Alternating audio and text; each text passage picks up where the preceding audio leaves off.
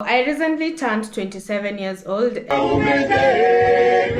if I would go back in time and tell something to my younger self, these are the things that I would tell myself. These are the 27 things that I would tell myself. Number one, girl, just wait for your frontal lobe to develop. The thing about the frontal lobe developing, which develops at 25 years, is your perspective on so many things change, and it also heightens. You get to see things on a different level. You get to see things much more clearer, and you get to make decisions very, very fast. There's just something about getting to 25. Things that would have taken you a longer period of time to sort, or things that seemed like a mountain when you were below 25 years, they are now easier to tackle. Life is just easier, decision making and acceptance of things. So just wait until you're 25 years old so that you can make the major life decisions. And then the second thing I would tell my younger self is, people don't change, and you can't change people. No, you can't change people. If you're not okay with how they are at that moment, walk away. Don't try to change them. The third thing that I would tell my younger self is, it's okay not to have everything figured out in your 20s. Your 20s are meant for experimenting. And I feel that this is something my future self is trying to tell my current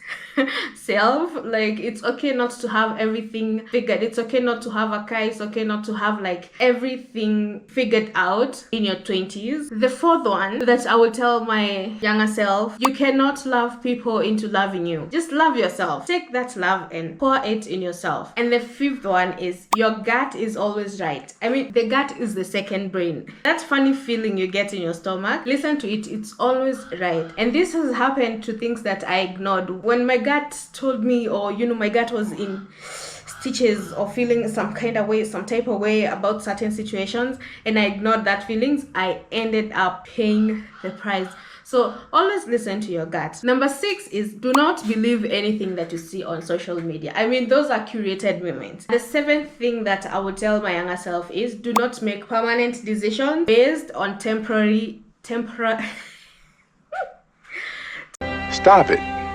Get some help. Temporary feelings where watu wa my murima tongue. Just stabilize and take some time to think everything out, and don't do things that are irreversible. The other one is, if it makes sense to you, it doesn't have to make sense to anybody else. If it does make perfect sense to you, it doesn't have to make perfect, or it doesn't have to make sense at all to anybody else. So just do you, just continue being you. The other one, the 9th one, is somehow connected to that. Do not share your vision with everyone. Number 1, because when you share your vision before you get into action, it gives you a sense of comfort. You're no longer as ambitious as you were before you shared, especially if you share and they're like, oh my god, that is nice, so you get to relax. And then the other downside of sharing your vision is, the person that you're sharing your vision to might not have the same vision, or might not see what you're saying. So they might discourage you. That vision is a seed that God planted in your heart, and He planted in your heart for a reason. He didn't plant it in your neighbors or your brothers.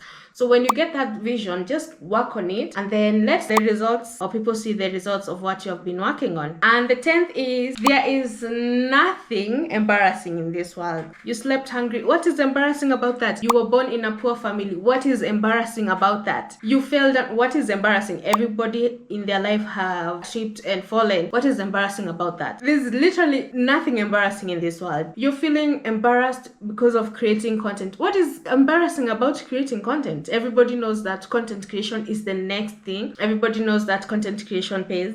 Like, everybody knows the behind the scenes of how content creation is made. So you don't have to be embarrassed, okay? Nothing, baby girl, nothing is embarrassing in this world. Nothing. And I saw another creator on TikTok saying that the cost of success is embarrassment. What you feel like is embarrassing, that is the cost of success. The other thing that I will tell my younger self is, people are going to judge you no matter what you do. It does not matter whether you're the good guy, or you're the bad guy, or whether you're helping them or not. They're just going to find something. So just do you, just be you, unapologetically. And the other thing is, how they treat you is actually how they feel about you. The other one is, no one actually knows what they are doing. It's everybody's first time living. Yeah, so Don't feel bad or don't feel pressured or don't feel like you're stupid. No, everybody is just trying to figure out what they are doing. So the other one is old age does not guarantee wisdom. I'm sorry, I'm going to bring it in a very bad way, but even fools grow old. So if you're getting an advice or someone older than you is criticizing you and you're feeling like Aish, no, that's not how it's supposed to be, just don't listen to them. Just do whatever feels right to you. The other one is go out and make meaningful networks, not just friends who you're going to sit together and gossip and go eat chips and get fat and start talking about boy problems or something. Go out, make meaningful networks, someone that you can call when you have something. The other one is I don't want to and I don't feel like it are good enough reasons not to do something.